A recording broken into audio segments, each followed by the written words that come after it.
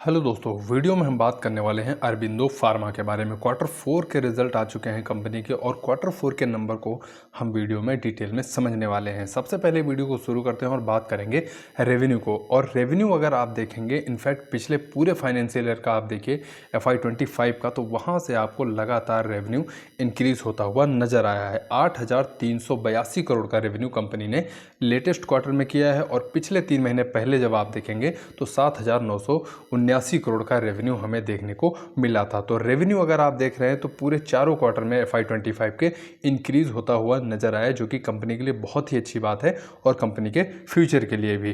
तो रेवेन्यू आपने देखा लगातार इंक्रीज होता हुआ चला जा रहा है। अब चलते हैं कंसोल लेवल पे बात करते हैं, कंपनी सबसे ज़्यादा रेवेन्यू कहाँ से जनरेट करती है। तो देखिए, फार्मा सेक्टर की कंपनी है और ज़्यादातर रेवेन्यू जो होता है वो यूएस और यूरोप से होता है।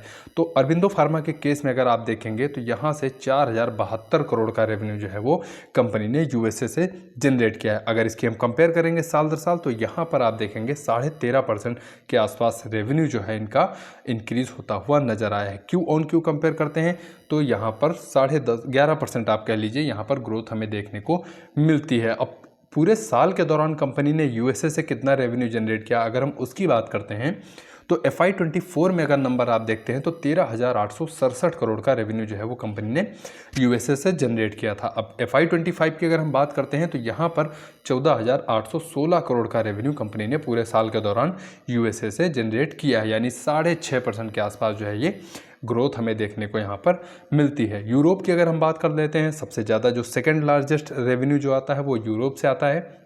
यूरोप की अगर हम बात करते हैं तो यहाँ पर आप देखेंगे साल दर साल 17% की ग्रोथ हमें देखने को मिली है। और पूरे फाइनेंशियल ईयर का नंबर अगर आप देखते हैं तो FY24 में आप देखेंगे 7,166 करोड़ का रेवेन्यू कंपनी ने यूरोप से जनरेट किया था। FY25 में आप देखेंगे तो यहाँ पर 8,356 करोड़ का रेवेन्यू कंपनी ने पूरे साल के दौरान यूरोप से किया है। ग्रोथ की अगर हम बात करते हैं तो 16.5% के आसपास ग्रोथ हमें यूरोप में देखने को मिलती है। तो रेवेन्यू कंपनी का काफ़ी अच्छा रहा है और दोनों जो टॉप लार्जेस्ट जनरेटर रहा है ये यूएसए और यूरोप, वहाँ पर भी कंपनी की अच्छी ग्रोथ हमें देखने को मिली है। आगे चलते हैं और बात करते हैं इनके एबिटा मार्जिन, प्रॉफिट के बारे में। तो देखिए, अगर एबिटा मार्जिन की हम बात करते हैं तो यहाँ पर लेटेस्ट क्वार्टर में एक हेल्दी एबिटा मार्जिन हमें देखने को मिला है। पिछले साल से कुछ कम होता हुआ जरूर नजर आया है 88 बेसिस पॉइंट का, लेकिन फिर भी एक हेल्दी एबिटा मार्जिन हमें देखने को मिल रहा है। प्रॉफिट की तरफ चलते हैं और प्रॉफिट अगर आप देखेंगे तो लेटेस्ट क्वार्टर में 903 करोड़ का प्रॉफिट